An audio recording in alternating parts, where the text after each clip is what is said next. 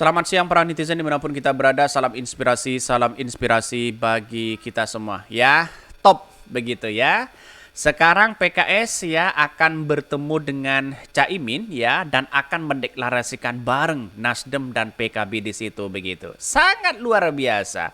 Selama ini partai PKS yang digoda oleh Partai Demokrat ya, oleh P3 di situ ternyata gagal begitu ya.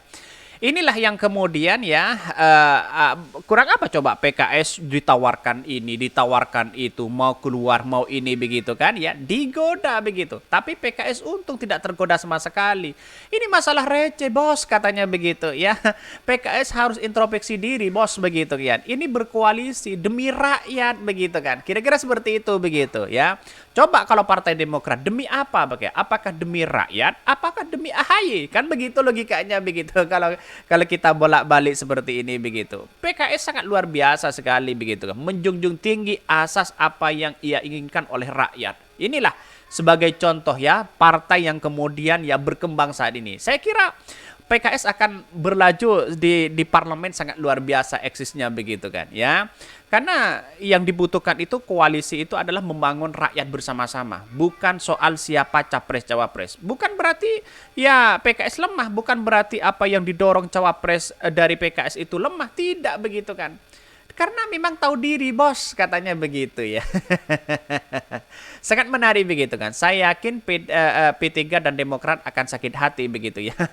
Karena PKS diajak tapi tidak mau begitu. Lebih bergabung kepada ya PKB dan Nasdem dan akan segera dideklarasikan. Cukup menarik begitu ya. Tetapi mari kita baca komentar-komentar netizen terlebih dahulu. Sangat agak panas begitu ya. Seperti ini. Ini ya komentar-komentar dari netizen begitu kan, banyak sekali pro dan kontra melihat dari perkembangan politik hari ini yang ada di Indonesia begitu ya. Ini PKS segera bertemu dengan Ketua Umum PKB Muhaimin Iskandar atau Caimin pada hari Selasa pekan depan ya. PKS akan deklarasi bersama dengan Nasdem dan PKB. Lebih ya cepat ya lebih baik. Coba yang ngambek ditanyain mau ikut nggak ya daripada ketok-ketok pintu nggak dibukain. Ya syarat dari Partai Demokrat katanya ya mau berkoalisi sudah tidak lagi mendorong ya menyodorkan nama AHY. Tapi tahu-taunya kita tunggu saja begitu kan. PKS sangat luar biasa di situ begitu ya. Bahkan ngemang-ngemang makasihlah ya Bung ya. FB-nya usaha tak mengkhianati hasil. Kesabaran ya akan dapat ganjaran. Syukron ya kasiron ya. Doa yang saat membahasnya, semoga sehat selalu dan keluarga. Jos ya PKS insya Allah menang ya. Titip Wadas, Pulau Rempang ya, Kanjuruhan, Utang ya dan 100% dukung insya Allah. Rakyat dukung 100%. Betul begitu kan. Mengapa Anies Baswedan itu sangat diminati hari ini begitu kan? Karena di satu sisi melihat bahwa masyarakat itu ingin ada perubahan, ingin ada kesejahteraan di situ begitu ya. Apalagi selama ini yang digagas oleh Anies Baswedan dengan Caimin luar biasa di situ, bos, begitu ya. Jadi artinya apa? Artinya selama ini bahwa melihat perkembangan-perkembangan politik begitu ya. Antara PKS ya PKB itu dengan Nasdem sudah membicarakan bagaimana ya kemenangan Anies Baswedan Caimin begitu, bukan lagi soal cari sosok capres cawapres begitu kan ya. Kalau yang lain kan masih sibuk soal cawapres begitu ya. Insya Allah koalisi perubahan menjadi tempat orang-orang baik menuju Indonesia yang lebih sehat ya. Lalat memang tak pernah bisa membedakan antara wanginya bunga dengan sampah ya. Yang sehat tetap pertahankan dan yang serakah ya pasti hengkang ya. By the way ya, FB-nya belum ditemukan, Cak.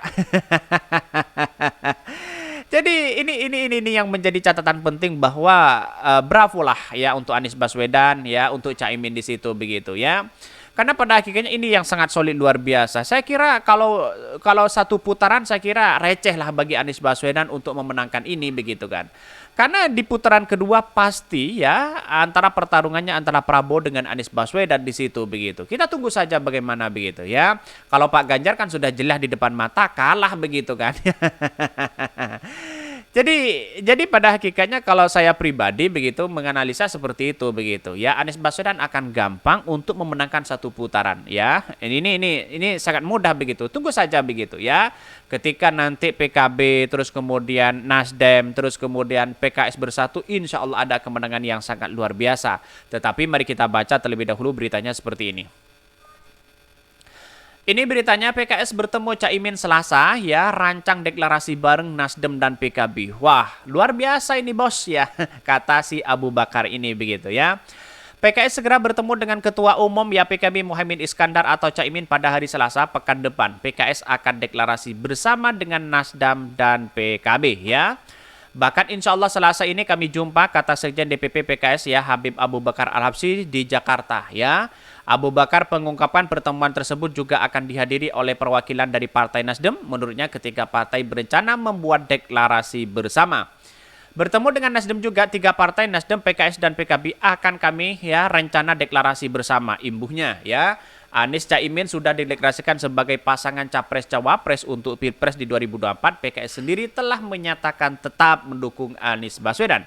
Namun belum menentukan persetujuan terhadap Caimin sebagai cawapres. PKS baru akan menentukan ya setelah melalui mekanisme internal dari Majelis Syuro. Di sisi lain ya Abu Bakar juga menepis isu yang menyebutkan bahwa PKS bersitegang dengan PKB. Sudah jelas di situ begitu kan ya. Artinya apa? Artinya selama ini bahwa ya PKB, PKS, Nasdem sudah sepakat akan mendeklarasikan Anies Caimin di situ begitu. PKS tidak ada masalah, bos, katanya begitu ya. Santai-santai aja karena ini demi rakyat bukan demi kepentingan siapa cawapres. Kan kira-kira seperti itu begitu. Jadi ini menarik begitu kan ya. Mengapa PKS tetap bertahan kepada Anies Baswedan? Karena di satu sisi karena Anies Baswedan dianggap bisa dan mampu merubah bangsa kita. Dan ini keinginan masyarakat begitu kan. Bukan keinginan oleh seorang partai, bukan keinginan harus ngotot untuk menjadi cawapres, bukan begitu kan.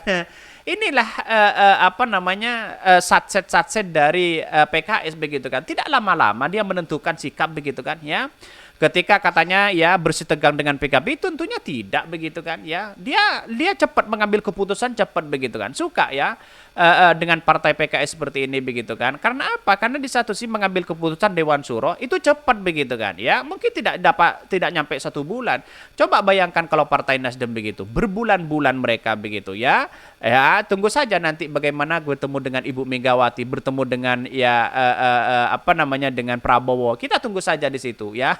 Ya, karena ya pada hakikatnya seperti itulah begitu kan. Zamannya di demokrasi modern sekarang ini serba satset begitu kan ya. Kecerdasan ya, kecerdasan emosional kita harus pakai di situ begitu ya. Bahkan di satu sisi Anies dengan Caimin sudah deklarasikan ya sebagai pasangan capres-cawapres. Oh, nggak ada ya. Nggak ada ketegangan. Masalahnya begini ya, Anda harus tahu di politik nasional itu jadwal mereka padat. Ada acara di sini, ada acara di sana. Padat, tandas Abu Bakar ya.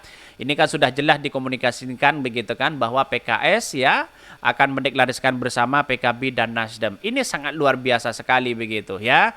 Dan pada hakikatnya kita tunggu saja dari partai-partai yang lain yang ingin bergabung begitu kan. Katanya sih aba-aba ada P3 begitu kan. Kita tunggu saja begitu kan. Jadi proses demokrasi itu sebenarnya di demokrasi modern itu jangan gegabah, jangan gerasa gerusu begitu ya untuk menentukan sikap itu begitu. Tapi lihat saja partai PKS ya santai-santai aja, aman-aman aja begitu kan. Walaupun tidak ada komunikasi untuk mendeklarasikan Anies Caimin, ya partai PKS santai-santai aja. Mengapa begitu kan? Kalau hanya ini adalah untuk rakyat dan sebagainya begitu, mengapa tidak PKS untuk terlibat? Kan begitu logikanya begitu. Ini PKS bos begitu kan? Jadi artinya apa? Artinya selama ini bahwa ya kalau hanya yang dicari itu adalah cawapres, ambisi di situ. Saya kira tidak akan menemukan titik temu ya siapapun orangnya di mereka begitu ya. Lihat data partai-partai yang sekarang ini ada begitu kan ya, bukan loncat sana bukan loncat sini begitu. Jadi banyak ya persepsi orang bahwa PKS akan keluar, tapi nyatanya tidak begitu. Tidak semudah itu begitu ya. Karena PKS itu identik dengan rakyat kecil begitu ya. Keinginan rakyat harus dipenuhi di situ begitu. Ya, inilah pada hakikatnya tetap mendukung Anies Baswedan di situ begitu. Saya kira pertemuan-pertemuan seperti ini sangat luar biasa PKS ya, menjadi ya sangat luar biasa menurut saya pribadi begitu ya, dan mengambil keputusan itu sacet cepat begitu, mengandalkan ya kecerdasan emosional di situ begitu ya, tidak hanya emosi ya, tidak hanya emosional tapi kecerdasan juga dipakai. Itulah ya partai PKS. Mungkin itu yang kami sampaikan tentang channel Hodari Podcast Rakyat ini, karena ada berita-berita menarik dan viral setiap harinya. Salam para netizen, salam inspirasi bagi kita semua. Jangan lupa di subscribe channel YouTube Hodari Podcast Rakyat ini.